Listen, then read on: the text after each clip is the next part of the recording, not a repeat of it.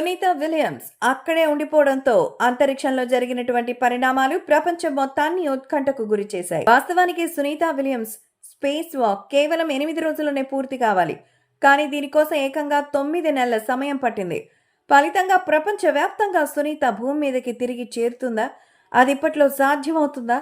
అంతరిక్షంలో ఉన్న సునీత ఆరోగ్యం ఇప్పుడు ఎలా ఉంది? ఆమె ఆరోగ్యానికి ఏవైనా సవాళ్లు ఎదురవుతున్నాయనే ప్రశ్నలు అందరి మధ్యలో మెదిలాయి. చివరికి ఎలాన్ మస్క్ చెందిన స్పేస్ ఎక్స్ నాసా సంయుక్త ఆధ్వర్యంలో నింగిలోకి హ్యూమనౌకను పంపించారు.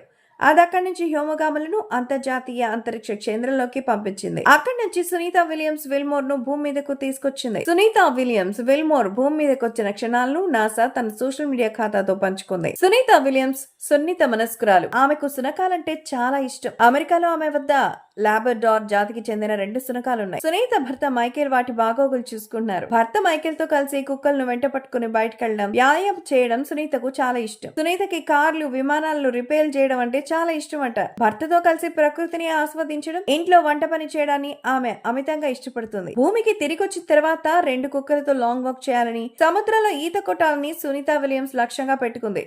భూమి మీదకి వచ్చింది కాబట్టి కొద్ది రోజులు వైద్య పర్యవేక్షణలో ఉన్న తర్వాత సునీత తన దైనందిన జీవితాన్ని మొదలు పెడుతుంది. సునీత క్షేమంగా భూమి మీదకు తిరిగి రావడంతో ఆమె అభిమానులు సోషల్ మీడియా వేదికగా సంతోషాన్ని వ్యక్తం చేస్తున్నారు. క్షేమంగా వచ్చినందుకు దేవుడికి కృతజ్ఞతలు తెలియజేస్తున్నారు.